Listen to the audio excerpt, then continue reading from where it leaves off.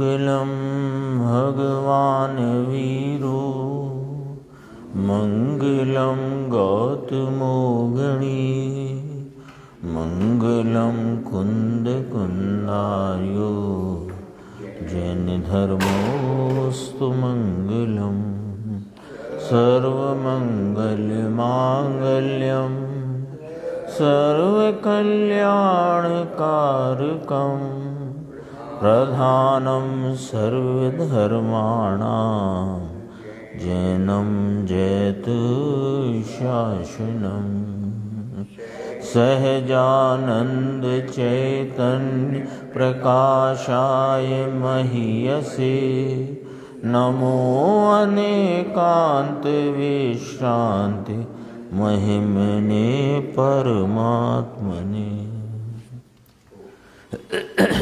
आचार्य कुंद कुंद देव द्वारा रचित पंचास्तिकाय संग्रह नाम के ग्रंथ में ये 126 और 127 नंबर की गाथा है। संठाणा संघादा वर्ण रस फास गंध सदाया पोगल दबप भवा होंति गुणा पज्जयाय बहु अरसमरूपम गंधम अवत्तं छीदिना गुणं सद्दं जाने अलिंगहिणं जीवमणिनिधिसंठाणम्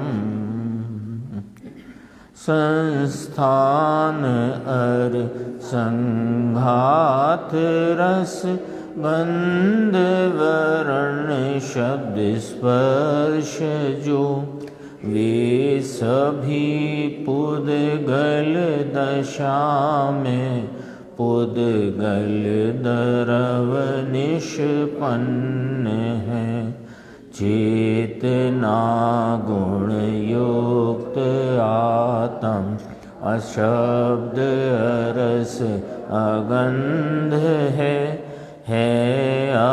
अनिर्दिष्ट अव्यक्त वह जानो अलिंग्रहण उसे। ये वही गाथा है हर ग्रंथों में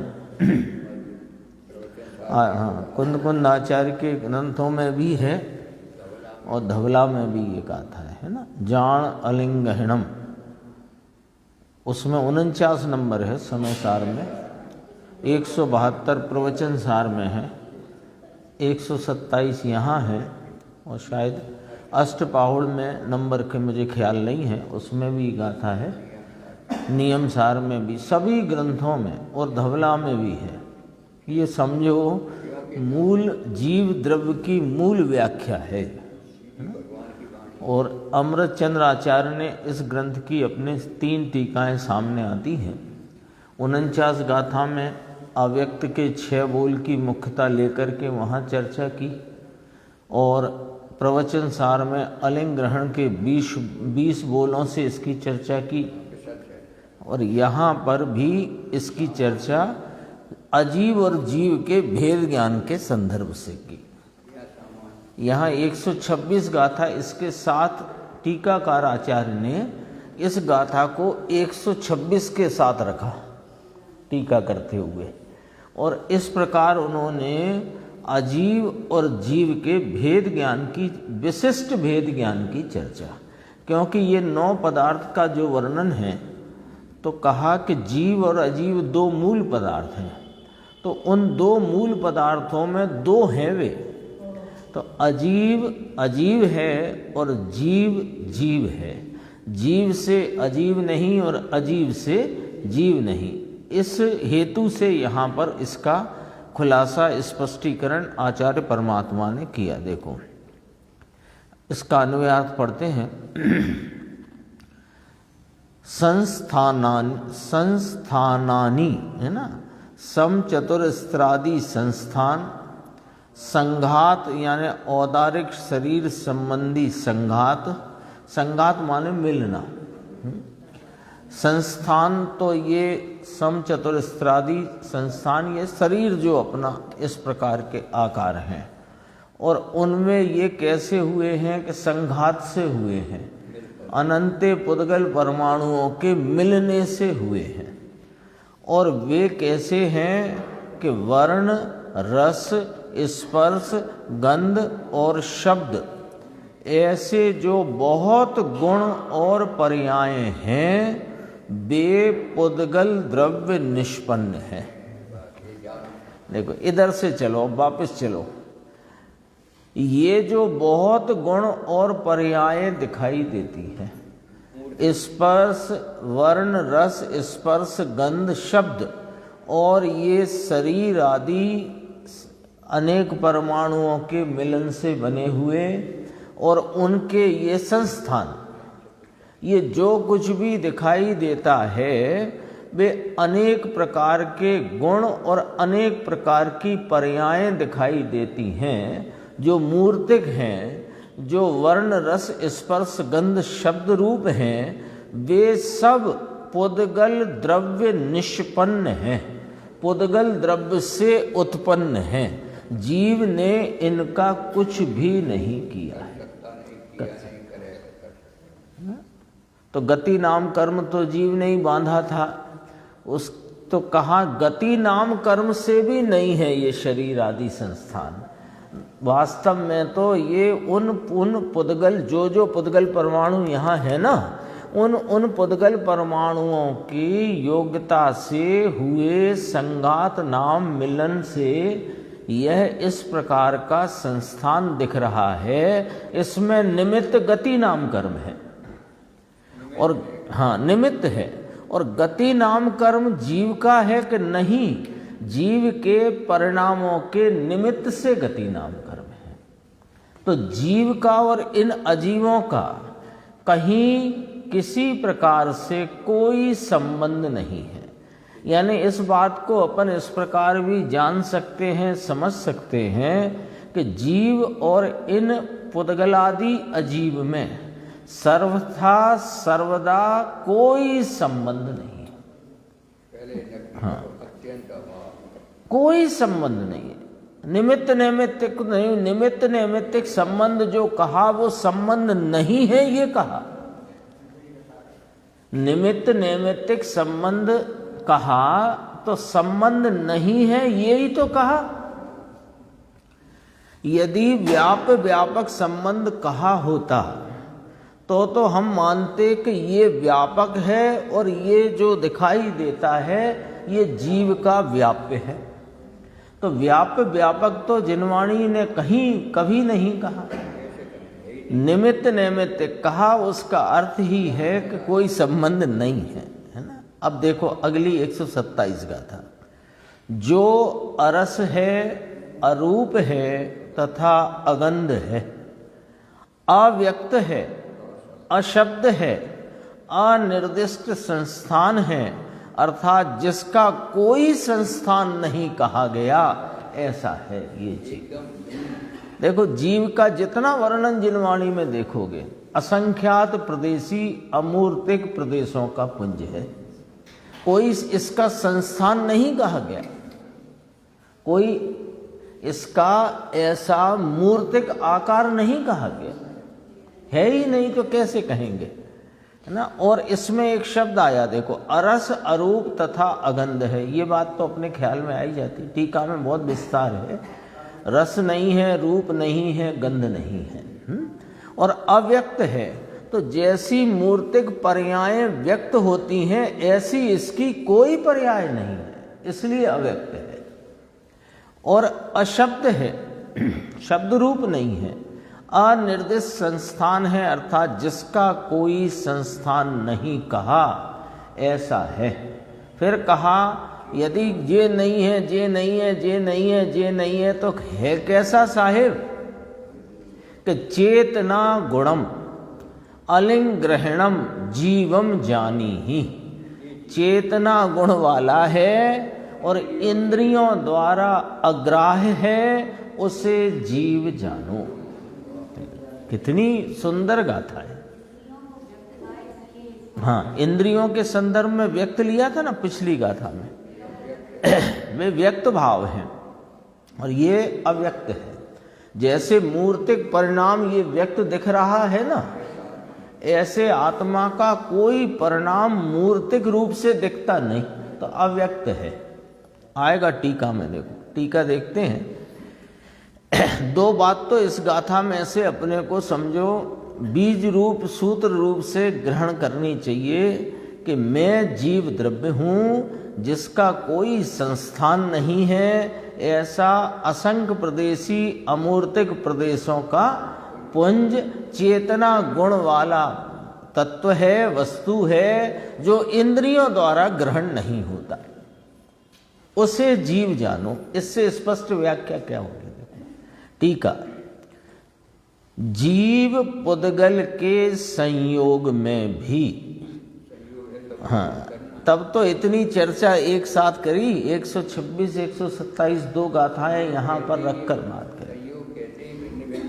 जीव पुद्गल के संयोग में भी, ये अपन सब बैठे हैं ना, तो ये बैठे हैं तो ये किस प्रकार है? अभी ये असमान जाति द्रव्य पर्याय प्रवचन सार में कहा अमृतचंद्र भगवान ने, ये असमान जाति द्रव्य पर्याय, ये जीव और पुद्गल का संयोग रूप दिखाई देता ये भाव है। तो जीव और पुद्गल के संयोग में भी उनके भेद के कारणभूत स्वरूप का ये कथन है ना। दोनों के संयोग अवस्था में भी उनमें भेद है, उनमें भिन्नता है, उनमें जुदाई है, उनमें अलग अलग पना है। ऐसा कोई कारण बताएंगे कि हाँ उन्हीं कारणभूत स्वरूप का यहाँ कथन करते हैं, वही बात यहाँ पर फरमाते हैं। देखो, अर्थात जीव और पुद्गल के संयोग में भी जिसके द्वारा उनका भेद जाना जा सकता है, ऐसे उनके भिन्न भिन्न स्वरूप का यह कथन है। दूध पानी मिला हुआ एक बर्तन में है तो उनमें भिन्नता है, ऐसा जाना जा सकता है। ऐसे स्वरूप को कहो कि हम दूध पानी के एक साथ संयोग में एक बर्तन में दिखाई देने पर भी दूध में और पानी में भिन्नता है, जुदाई है, अलग अलग पना है, ऐसा हम जान सकें, ऐसी बात आप कहो कि भाई जो भाप बन के उड़ जाता है वो पानी है और जो भाप होकर के नहीं उड़ता वो दूध है। सामान्य बात है ना। ये ऐसे ही ये जीव पुद्गल का जो संयोग है, इसमें जीव और पुद्गल आपने साहिब दो कहे, जीव और पुद्गल दो कहे, तो ये दो कहे माने दो भिन्न हैं, तब तो दो कहे। अब ये दो में, ये एक में दो भिन्न कैसे जाने? ये एक है ना, ये मनुष्य है, ये देव है, ये नारकी है, ये त्रियंच है, ऐसे आपने कहा एक, और उस एक में आपने दो कहे कि जीव और पुद्गल का संयोग, तो दिख तो रहा है एक और आप कह रहे हो दो। एकदम लॉजिकल बात है, दिख तो रहा है एक और आप कह रहे हो दो, तो दो हैं तो दो भिन्न भिन्न होने चाहिए, तब तो दो है। और वे भिन्न भिन्न रूपता को लेकर के दो हैं, तो भिन्न भिन्न रूपता हम कैसे जान सकते हैं, वो बात आप हमें बता दो। तो वो बात यहां पर आचार्य परमात्मा बता रहे हैं। देखो, जीव और पुद्गल के संयोग में भी जिसके द्वारा, जिन लक्षणों के द्वारा उनका भेद जाना जा सकता है, ऐसे उनके भिन्न भिन्न अलग अलग स्वरूप का यह कथन है। देखो, पहले इसकी बात कहते हैं, एक नंबर में पहली गाथा के संदर्भ से चर्चा अजीव की करेंगे और दूसरे में जीव की करेंगे। देखो, शरीर और शरीरी के संयोग आचार्य भगवान की भाषा देखो क्या है। शरीर और शरीरी, शरीरी कौन? आत्मा। क्योंकि शरीर में रहा हुआ शरीरी और शरीर आत्मा। देह में रहा हुआ देही, देही कहते हैं ना, देह में रहा हुआ देही। तो शरीर और शरीरी, नीचे फुटनोट है, मिल जाएगा। शरीरी माने देही, शरीर वाला अर्थात के आत्मा। देखो शरीर और शरीर वाला दो शब्द हो गए, शरीर और शरीरी, तो दो शब्द आए, शरीर और शरीर वाला। तो शरीर वाला शरीर नहीं है, ये बात अपने आप आ गई कि नहीं आ गई? वो तो शरीर वाला है, शरीर अलग है, शरीर वाला है। तो देही शरीर वाला अर्थात की आत्मा। देखो यहां कहा शरीर और शरीरी के संयोग में। ये लो, ये मनुष्य बैठा है, ये त्रियंच जाते हैं, देव वहां हैं, नारक में नारकी हैं। तो ये कैसे हैं, कैसे दिखाई दे रहे हैं कि शरीर और शरीरी के संयोग रूप अवस्था दिखाई देती है। तो ऐसे संयोग रूप अवस्था में, शरीर शरीरी के संयोग में पहला, अब उसी संयोग में ही तो दो भिन्न भिन्न ज्ञात कराना है। तो देखो, जो वास्तव में स्पर्श रस गंध वर्ण गुण वाला होने के कारण, सशब्द होने के कारण तथा संस्थान संघात आदि पर्यायों रूप से परिणित होने के कारण इंद्रिय ग्रहण योग्य है, वह पुद्गल द्रव्य है ना। उसमें कहा जान अलिंगहिणम, कहा था ना वहां। तो यहां कहा कि ये इंद्रिय ग्रहण योग्य है और ये अयोग्य है। यानी एक पहले में पहली बात, मोटी में मोटी और असल में असल बात, कि जो इंद्रियों से जाना जाए वो जीव नहीं होता। मोटी सीधी और असल बात, मोटी बात है पर असल बात है, जो इंद्रियों से जाना जाए वो जीव नहीं होता। आ गया कि नहीं आ गया? इसमें जो इंद्रियों से जाना जा रहा है वो तो अजीब है। अपने कौन कौन से 9 पदार्थ की बात चलती ना, जीव अजीब पुण्य पाप आश्रव संवर निर्जरा बंध मोक्ष। इन 9 में अभी पुण्य पाप से जो आगे के पर्याय रूप भाव है उनकी चर्चा आगे करेंगे। अभी जीव अजीब की बात है। तो जीव अजीब में यहां तो पुद्गल की बात करी मुख्यतः, क्योंकि संयोग में कौन है? अजीब के रूप में यहां संयोग में पुद्गल है, तो उसकी बात करी।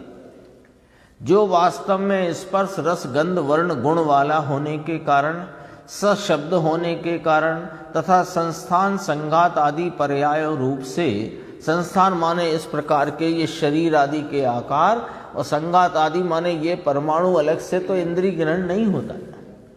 छोटा परमाणु तो इंद्रिय ग्रहण के योग्य नहीं है, लेकिन वो ही परमाणु इस संघात माने मिलन रूप से, स्कंद रूप से ऐसा ज्ञात होता है, वो इंद्रिय से ग्रहण होता है। संघात माने अगर उसको लगा लो अपना, आगे ना पूर्व में गाथा आई थी, भेद संघात पुद्गल द्रव्य के संदर्भ से गाना। भेद माने बिछड़ना और संघात माने मिलना। संस्थान संघात आदि पर्यायों रूप से परिणत होने के कारण इंद्रिय ग्रहण योग्य है, वह पुद्गल द्रव्य है। अब देखो, और जो यही के यही शरीर और शरीरी के संयोग में जो स्पर्श रस गंध वर्ण गुण रहित होने के कारण, अशब्द होने के कारण, अनिर्दिष्ट संस्थान होने के कारण, अनिर्दिष्ट संस्थान का अर्थ ऊपर पढ़ चुके हैं, जिसका कोई संस्थान नहीं कहा ऐसा। तो अनिर्दिष्ट संस्थान होने के कारण तथा अव्यक्तत्व आदि पर्यायों रूप से परिणित होने के कारण इंद्रिय ग्रहण योग्य नहीं है। अव्यक्त लिया इसको, तो देखो इसका नीचे फुटनोट, अव्यक्त आदि यानी अप्रगटत्व आदि। कौन सा प्रगटपना लेना? यहाँ मूर्तिक प्रगटपना, इंद्रियों द्वारा जो प्रगटपना ज्ञात होए उसे यहाँ प्रगट कहा, और जो इंद्रियों द्वारा ज्ञात नहीं हो उसे अप्रगट कहा, अव्यक्त। अब वो तो एक ही यही गाथा 49 में अव्यक्त की वहाँ 6 बोलों से व्याख्या करी समय सार में। वहाँ दृष्टि प्रधानता की मुख्यता से दृष्टि का जो विषय रूप आत्मा है उसको वहाँ पर उजागर किया आचार्य अमृतचंद्र देव ने। और अलिंग ग्रहण की जो गाथा 172 प्रवचन सार में, वहां पर अलिंग ग्रहण में पहले 2 बोल तो ये लिए, इंद्रियों द्वारा जानता नहीं, इंद्रियों द्वारा जाना जाता नहीं। फिर 3 बोल भी इंद्रियों वाले ही है। इंद्रिय प्रत्यक्ष चिन्हों से अनुमान में आता नहीं, अनुमाता मात्र नहीं, अनुमेय मात्र नहीं। फिर कहा स्वभाव से प्रत्यक्ष ज्ञाता है, चेतना गुणमयपना, है ना। फिर इस स्वभाव को उपयोग को लेके फिर 7वें बोल से आगे यही बात कही, जिसका हरण नहीं हो सकता उपयोग का आदि, ये सब वर्णन आया ना उसमें। अभी तो यहाँ अव्यक्त शब्द से क्या कहना है कि जो इंद्रियों द्वारा ग्रहण प्रकट हो, इंद्रियों द्वारा ग्रहण हो ऐसी प्रकटताएं वो नहीं है आत्मा के। तो अव्यक्त आदि पर्यायों रूप से परिणत होने के कारण इंद्रिय ग्रहण योग्य नहीं है। देखो टीका की विशेषता क्या है। 126 और 127 गाथा यहाँ पर आचार्य कुंद देव ने प्रस्तुत की। दोनों गाथाओं को ऐसे ऐसे पढ़ते ना, ऐसे लाइन खींचो खड़ी, और एक तरफ 126 लिखो और एक तरफ 127 लिखो। क्या अंतर है?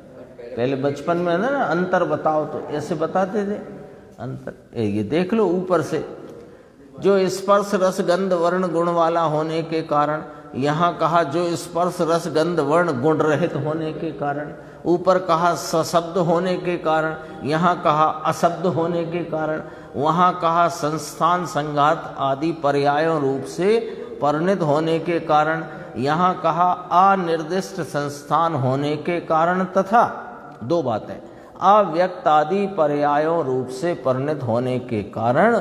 वहाँ कहा था इंद्रिय ग्रहण योग्य है, यहाँ कहा इंद्रिय ग्रहण योग्य नहीं है।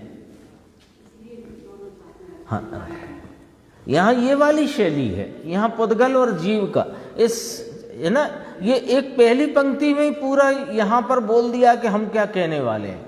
शरीर और शरीरी के संयोग में शरीरी और शरीर की भिन्नता क्या क्या है वो हम कहने वाले हैं।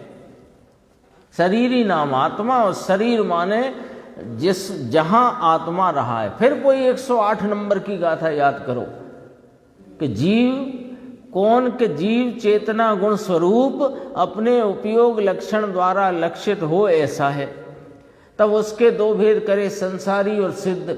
संसारी में कहा जो देह में वर्त रहे हैं वे संसारी हैं, और जो देह रहित वर्तते हैं वे सिद्ध हैं। वहीं से मिलाओ तो देह सहित वर्त रहा है ना ये संसारी।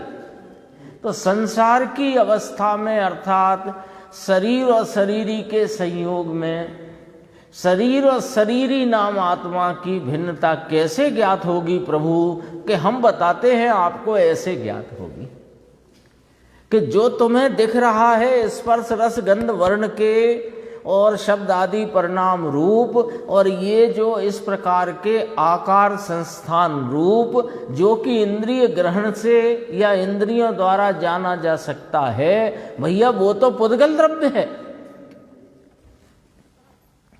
कोई जाता है यहाँ से, व्यक्ति यानी मनुष्य हो, त्रियंच हो, कोई जाता हो, तो जाता हो तो आप कैसे पहचानो कि भाई ये जो तुम्हें दिख रहा है ना, स्पर्श रस गंध वर्ण शब्द रूप और संस्थान रूप और अनेक परमाणुओं के मिलन रूप जो औदारिक शरीर आदि की यहाँ जो तुम्हें दिखाई दे रही है, जो इंद्रियों से तुम देख पा रहे हो, जान पा रहे हो, इंद्रियों द्वारा जो ग्रहण किया जा रहा है स्वरूप, वो जो कुछ स्वरूप दिख रहा है वो आत्मा नहीं है। ये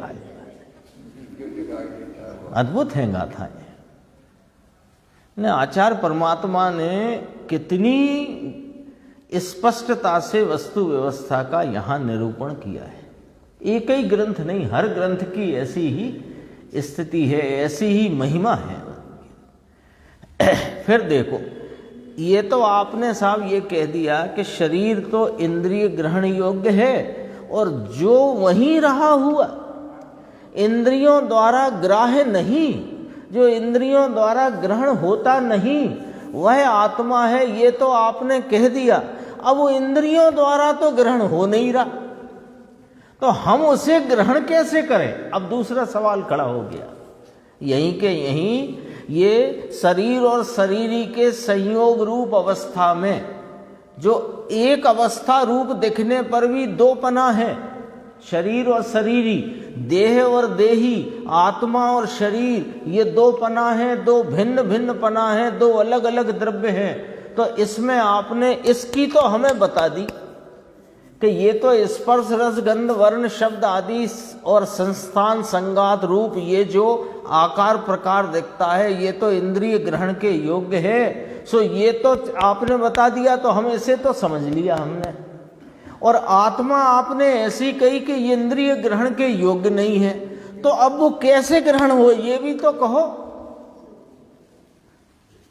ये भी तो कहो।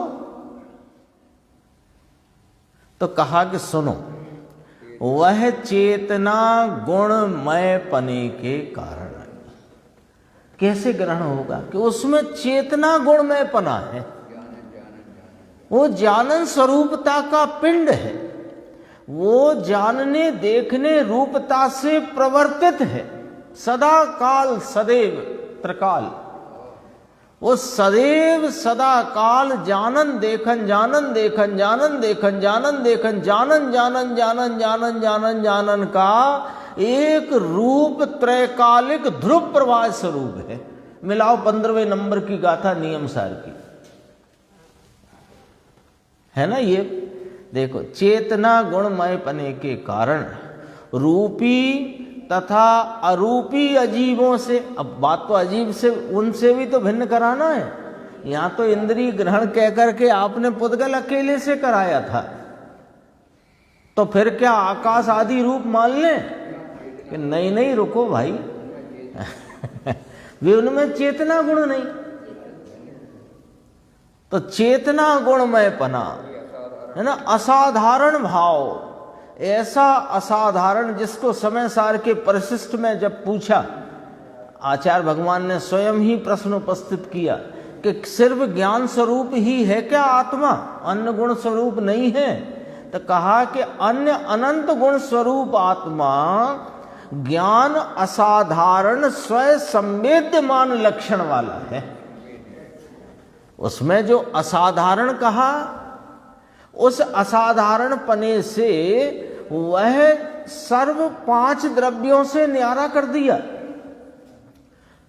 अन्य अमूर्तिक मूर्तिक जितने द्रव्य हैं उनसे न्यारा कर दिया ना, चेतना गुणमय या ज्ञान असाधारण लक्षण से। अब आपने भिन्न तो कर दिया, पर ज्ञान लक्षण लक्षित कैसे होएगा? तो कहा कि ज्ञान स्वयं संवेद्यमान भाव है, वो ज्ञान की जानने की परिणति में जानने रूपता का भाव स्वयं संवेदन में आ सकता है, आ ही रहा है। तब 17वीं 18वीं गाथा में आचार्य परमात्मा फरमाते हैं, अनुभूति स्वरूप भगवान आत्मा आवाल गोपाल सबको अनुभव में आ ही रहा है। तो फिर साहिब दिखता क्यों नहीं कि तुम देखते नहीं, इसलिए दिखता है ना। एक एक गाथा में कितने कितने भाव भरते हैं आचार्य परमात्मा। देखो, चेतना गुणमय पने के कारण, ये रूपी की तो ऊपर बात तुम्हें बताई थी हमने, और जो अरूपी हैं जिनमें चेतना गुणमयता नहीं, उन सबसे विशिष्ट, विशिष्ट नाम खास भिन्न, ऐसा यह जीव द्रव्य है।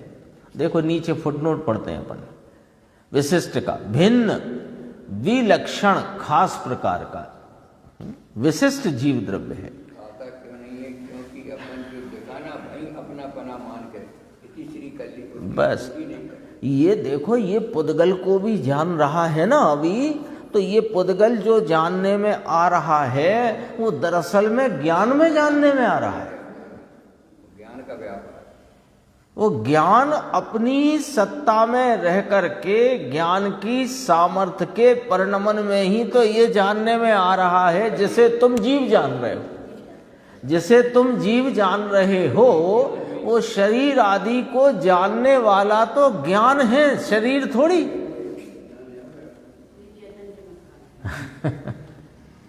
क्या गजब की बात है ये। तो साहब हमें तो ये ही दिख रहा है, हम तो इसी को जीव कहेंगे। अच्छा रुको, ये जो तुम्हें दिख रहा है इसमें तो जानने का कोई भाव ही नहीं है, और जो जान रहा है वो तुम हो, कि जो जानने में आ रहा है वो तुम हो।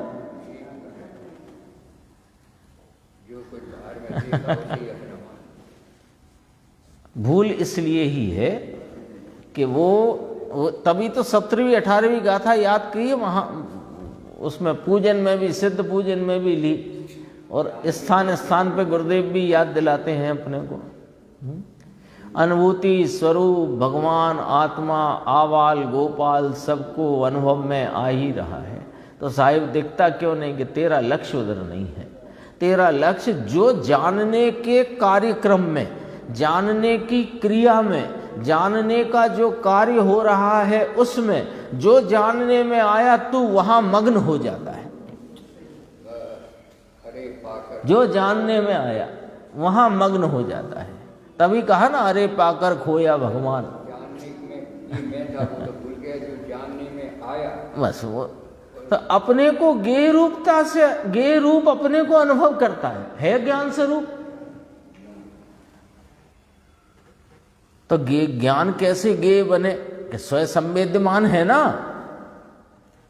देखो इस प्रकार यहां जीव और अजीव का वास्तविक भेद, भेद नाम भिन्नता का भाव सम्यक ज्ञानियों के मार्ग की प्रसिद्धि के हेतु प्रतिपादित किया गया। लो क्यों किया साहब, कि ये वास्तविक भेद सम्यक ज्ञानियों के मार्ग की प्रसिद्धि। सम्यक ज्ञानी जिस मार्ग पर चलते हैं कि वे जीव और पुद्गलादि के भिन्नता का बोध उन्हें वर्त रहा है। वे ऐसे संयोग में रह करके भी दोनों को भिन्न भिन्न जानते अनुभवते हैं। तो भी भिन्न मान करके सम्यक ज्ञानी हो, तो वे मार्ग में प्रवर्तमान है, ये उनके मार्ग की प्रसिद्धि है। तुम भी भिन्न भिन्नता का अनुभव करो और मार्ग में आ जाओ। देखो नीचे भावार्थ में इसी बात को बहुत अच्छे से लिया।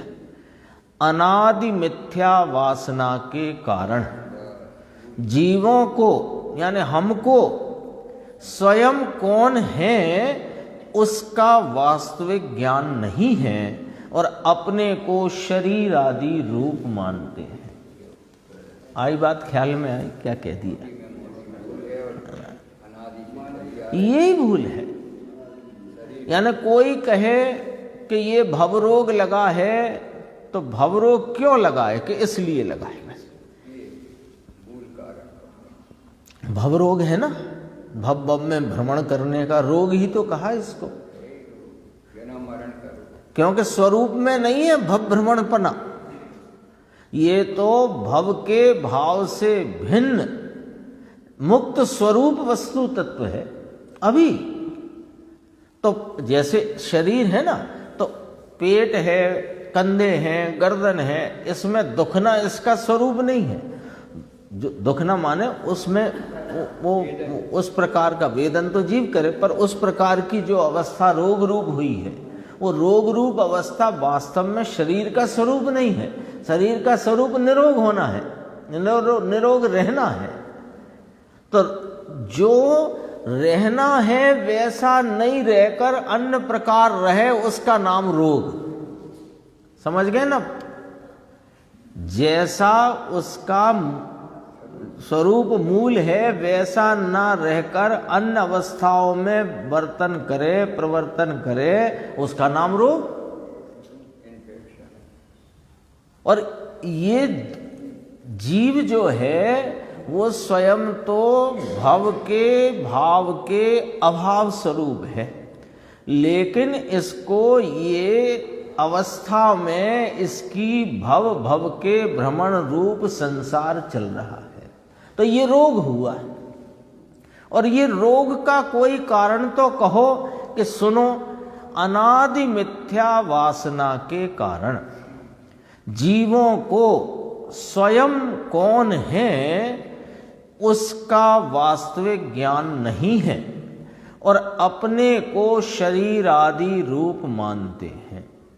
उन्हें क्यों मानते हैं कि वो अपने को नहीं जानते, ऊपर कहा, तो फिर क्या करना कि उन्हें जीव द्रव्य तथा अजीव द्रव्य का यथार्थ भेद दर्शाकर दिखाकर मुक्ति का मार्ग प्राप्त कराने के हेतु नाम प्रयोजन से यहाँ जड़ पुद्गल द्रव्य के और चेतन जीव द्रव्य के दोनों के वीत राग सर्वज्ञ कथित लक्षण कहे गए।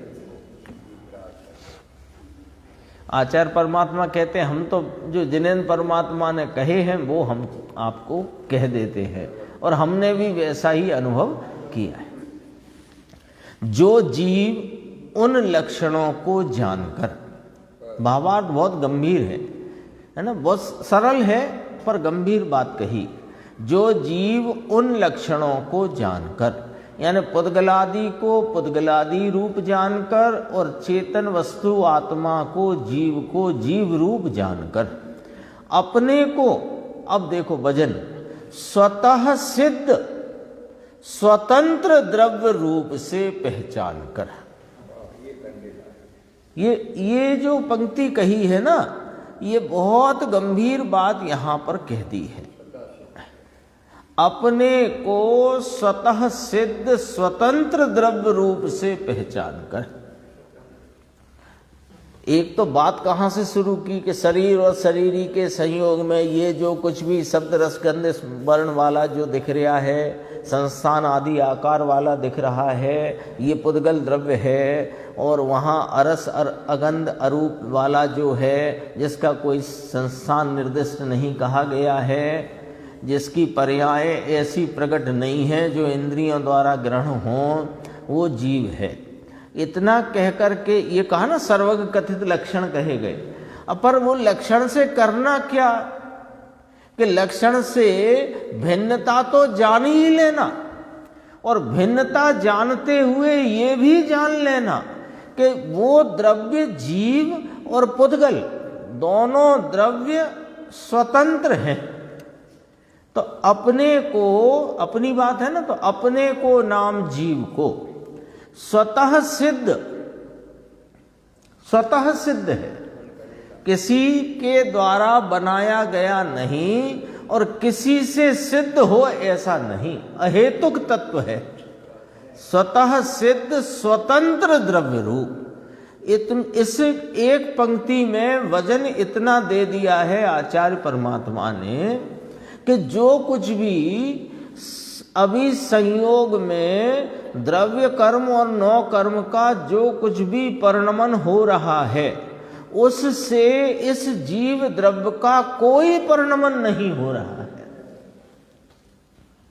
मैंने ऐसा हाथ, ये ऊपर गया, ये हाथ ऊपर गया ना, तो हाथ ऊपर गया तो ये पुद्गल के परमाणुओं के स्कंद रूप इस हाथ का क्षेत्रांतर की क्रिया वो पुद्गल की है, और उसके साथ हुई आत्म प्रदेशों की जो क्षेत्रांतर हलन चलन हुआ वो क्रिया आत्मद्रव्य की है। वो आत्मद्रव्य के प्रदेश इस पुद्गल रूपी हाथ के कारण ऐसे नहीं हुए। ये बात अपने को समझना पड़ेगी, क्योंकि मैं स्वतंत्र द्रव्य हूं। मेरा कोई परिणाम राग का, द्वेष का, जानने का, देखने का, शुभ अशुभ भावों के निमित्त से मिली हुई सामग्री में लक्ष्य करके हर्ष शोक का, 4 क्रियाएं बताई थी जीव की असाधारण, जानना, देखना, और क्या बताया था, हित एवं सुख की अभिलाषा और दुख से भय, शुभ अशुभ भावों में प्रवृत्ति और उन भोग रूपता से यानी शुभ अशुभ हर्ष शोक के भावों का भोक्तापन, ये एक भी परिणाम न किसी कर्म के कारण और न किसी संयोग के कारण हो रहा है। ये एक शब्द में है इतनी बात, स्वतः सिद्ध स्वतंत्र है। कैसा भी संयोग हो, तो साहब कर्म सिद्धांतों में तो यूं कहा कि वो कर्म के उदय से जीव विकार करता है कि तुम पढ़ नहीं पाए उसमें, हाँ, कर्म के उदय का निमित्त है और जीव स्वयं अपनी योग्यता से विकार करता है। इसी ग्रंथ की 62 नंबर की गाथा जो अपने 5-6 महीने पहले चल गई है। एक शब्द ही के इसके ये एक लाइन है, इसके संदर्भ में यद्यपि लाइन तो गुरुदेव ने बाद में पढ़ी, लेकिन इसके संदर्भ में शुरू से चर्चा ली है। जो अपन अभी हाल प्रवचन देखेंगे थोड़ा, तो उसमें ये बात पहले नंबर से यहीं से गुरुदेव ने बात को उठाया, क्योंकि ये मूल बात है। क्योंकि हमें भ्रम है कि हम चलना चाहते हैं इसलिए शरीर चलता है, अथवा शरीर चलता है तो हमें चलना पड़ता है। वो कर्म का उदय आता है तो हमें शुभ अशुभ भाव करने पड़ते हैं। वे अनेक प्रकार के रसगुल्ले वसगुल्ले निमित्त संयोग में आ गए, इसलिए हमें उन्हें भोगना पड़ता है उस हर्ष शोक के भाव को। बिल्कुल नहीं है ऐसा। देखो, अपने को स्वतः सिद्ध स्वतंत्र द्रव्य रूप से पहचान कर भेद विज्ञानी अनुभवी होता है। देखो, पहले क्या होता है कि पहले अपने को और इसको, अभी तो यही रखना है पूरा सिस्टम, तो अपने को और इसको भिन्न भिन्न वीतराग सर्वज्ञ देव कथित लक्षणों से जानकर और अपने को चेतना गुणमयता से पहचान कर, कैसा पहचानना कि स्वतः सिद्ध स्वतंत्र द्रव्य में हूं, ऐसा पहचाने तो भेद विज्ञानी होता है। हाँ, समझ गए? हम तो बहुत पहले समझ गए थे कि वे जो द्रव्य कर्म है, इसी एक क्षेत्र में द्रव्य कर्म है, उसी क्षेत्र में ये शरीर रूपी 9 कर्म है और वहीं आत्मा रहा है और तीनों भिन्न भिन्न है। कि तुम नहीं समझे। क्यों नहीं समझे? कि तुम 3 तो कहने लग गए, लेकिन तुमने यहां अपने चैतन्य तत्व को अपने चेतना गुण द्वारा उन सबसे न्यारा अनुभव में लिए बिना और उसकी स्वतंत्र सत्ता को स्वतंत्र स्वीकार किए बिना तुम कहो जीव न्यारा, द्रव्य कर्म न्यारे, द्रव्य कर्म भाव कर्म 9 कर्म से रहे, कहते रहो कुछ नहीं होता। तब यहां देखो, भेद विज्ञानी अनुभवी होता है।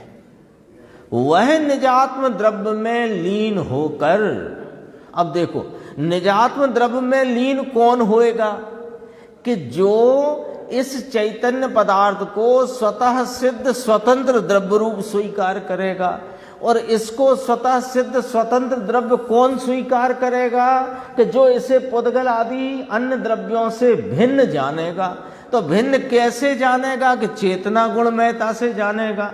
तो जो अपने चेतना गुणमयता से अपने को आप में अनुभव करता हुआ अन्य द्रव्यों से भिन्न पहचानता है और अपनी स्वतंत्र स्वतः सिद्ध सत्ता को स्वीकार करता है, वो भेद विज्ञानी अनुभवी होकर के वो इस परम निज आत्म द्रव्य में लीन हो सकता है, अन्य कोई नहीं। भले बाहर में कुछ भी वेश रखो, मोक्ष मार्ग को साध कर शाश्वत नाम साधी अनंत काल तक। शाश्वत कौन? देखो 2 बातें हैं शाश्वत में।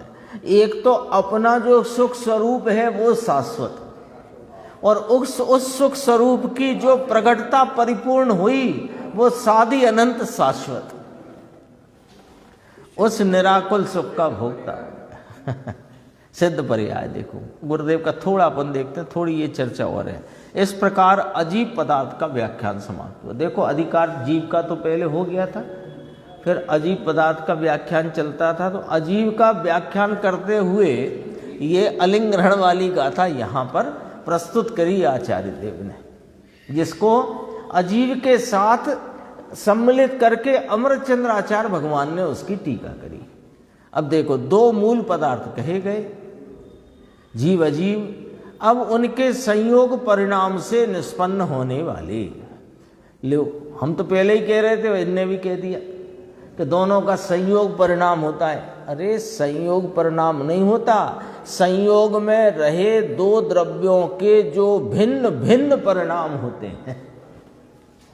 दो हैं तो दो की दो पर्याय होंगी कि एक पर्याय होगी? दो हैं तो दो पर्याय होगी ना, पुद्गल की पुद्गल रूप, जीव की जीव रूप। तो संयोग परिणाम से निष्पन्न होने वाले अन्य 7 पदार्थों के पुण्य पाप आश्रव संवर निर्जरा बंध मोक्ष, उनके उपोद्घात माने उनके कथन के लिए जीव कर्म और पुद्गल कर्म के चक्र का वर्णन किया जाता है ना। आगे कहेंगे तो वो बात को यहाँ लिया। देखो गुरुदेव का अपन देखते हैं, अगला प्रश्न है हिंदी में 329। जीव और पुद्गल के संयोग में भी जिसके द्वारा उनका भेद जाना जा सकता है। जीव और पुद्गल के, है ना, अपने दृष्टांत में अपन ने बात की थी कि नीर क्षीर दूध पानी के संयोग में भी कोई ऐसी बात तो होगी कि जिससे हम पानी और दूध की जुदाई को, उनकी भिन्नता को जान सकें। कुछ तो होगा ऐसा। ऐसे ही ये जीव और पुद्गल का संयोग होने पर भी जिसके द्वारा, जिन लक्षणों के द्वारा उनका माने जीव और पुद्गल का भेद नाम भिन्नता जानी जा सकती है। देखो स्पष्टीकरण गुरुदेव का, शरीर और आत्मा नजदीक एक जगह होने पर भी शरीर की पर्याय पुद्गल की स्वतंत्र होती है। देखो स्वतंत्रता यहीं से गुरुदेव ने शुरू करी। और आत्मा की पर्याय आत्मा से स्वतंत्र होती है। मात्र वह शरीर आदि पर्याय जब होती है तब जीव के राग ज्ञान आदि को निमित्त कहा जाता है।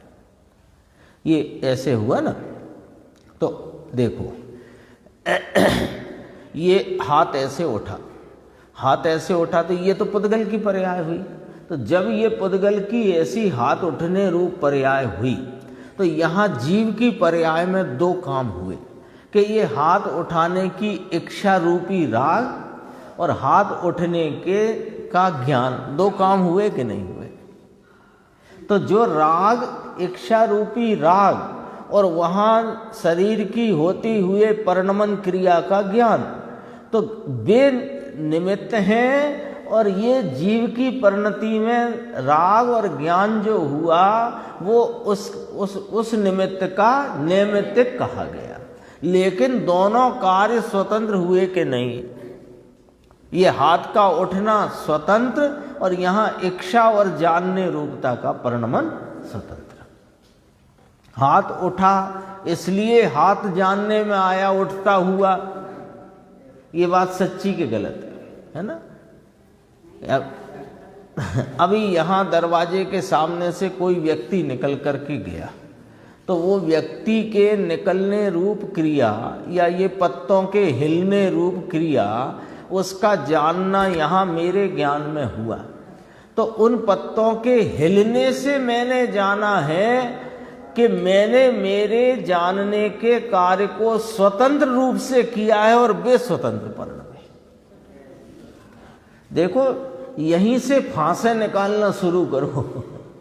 फांस लगी है ना, फांस माने विपरीतता के जो फांस लगी हुई है, यहीं से निकालना शुरू करो। मूल बात है ये।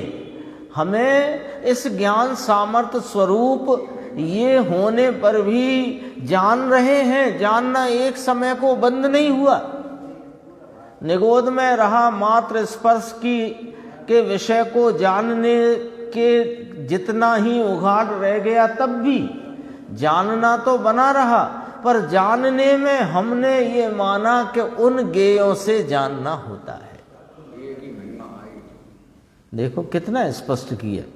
मात्र वह शरीर आदि पर्याय होती है तब जीव के राग ज्ञान आदि को निमित्त कहा जाता है, वह तो निमित्त है ना। ये हाथ उठा तो ये गे रूप निमित्त, और इच्छा भी हुई उसमें भी निमित्त कहो, तो ये तो निमित्त, परंतु निमित्त का अर्थ यह नहीं है कि उससे वह पर्याय होती है।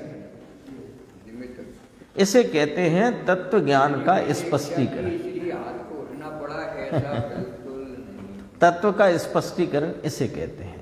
इसीलिए वर्तमान में ये कहने में कहीं भी संकोच ही नहीं होता, और संकोच होना भी नहीं चाहिए कि वर्तमान में यदि जिनेंद्र परमात्मा की दिव्य ध्वनि के परंपरा में आए हुए आचार्य आदि ज्ञानियों के शास्त्रों का रहस्य यदि कोई समझा सकता है तो वे एकमात्र पूज्य गुरुदेव श्री कान्जी स्वामी हैं, और कोई नहीं समझा सकता। हमें तो संकोच नहीं कहने में, जैसे होता हो वो संकोच में पड़ा रहे। देखो कितनी सरल बात है, लेकिन गहराई से समझाई कि नहीं।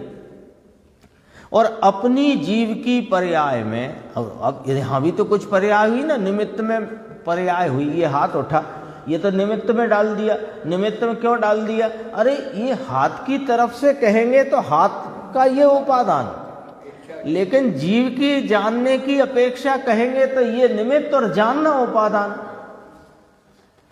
तो उस समय अपनी जीव की पर्याय में, यानी ज्ञान दर्शन आदि की पर्याय में जड़ और मन का निमित्त है, परंतु उससे वह होती है ऐसा नहीं। लो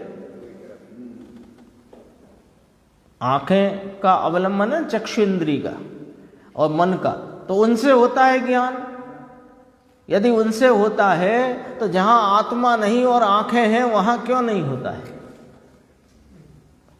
देखो नीचे थोड़ा सा लेंगे, बस फिर आगे चलाएंगे, अपन आगे की स्वाध्याय में लेंगे। शरीर और शरीरी के संयोग में नंबर 1, जो वास्तव में स्पर्श रस गंध वर्ण गुण वाला होने के कारण ये शब्द रूप रस गंध स्पर्श वर्ण वाले जड़ के गुण हैं, उसकी पर्याय भी उससे होती है, आत्मा से नहीं। इस शरीर की अवस्था होती है वर्ण गंध रस स्पर्श की रूपांतर पर्याय अथवा क्षेत्रांतर पर्याय। वह सब पर्याय अजीव की, अजीव से, अजीव में होती है। आ गई ना बात? वजन आ गया कि नहीं बात में? अजीव की है, अजीव से होती है, अजीव में होती है, आत्मा से नहीं। ये पढ़ा तो ऐसे लगे कि ये बात तो साहिब वहां भावार्थ में ली है ना, स्वतः सिद्ध स्वतंत्र द्रव्य रूप से स्वीकार करके उनने पहले से बात ली, क्योंकि वो मूल बात है। ये पर्याय भी उससे होती है, तो फिर बाहर की तो बात क्या करना?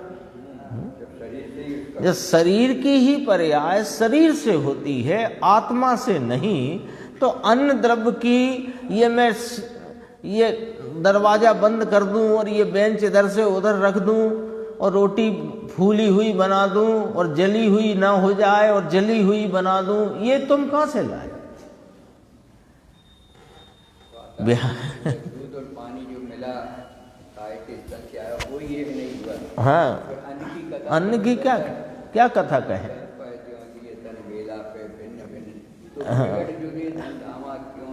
हाँ, वे तो प्रगट जुदे है। वह सब तो जड़ की पर की पर्याय पर से होती है, आत्मा से कोई एक फुदड़ी नाम एक परमाणु का पर में फेर फार कर सके ऐसा है ही नहीं। यहाँ तक अपनी चर्चा आई, फिर आगे की चर्चा आगे स्वाध्याय।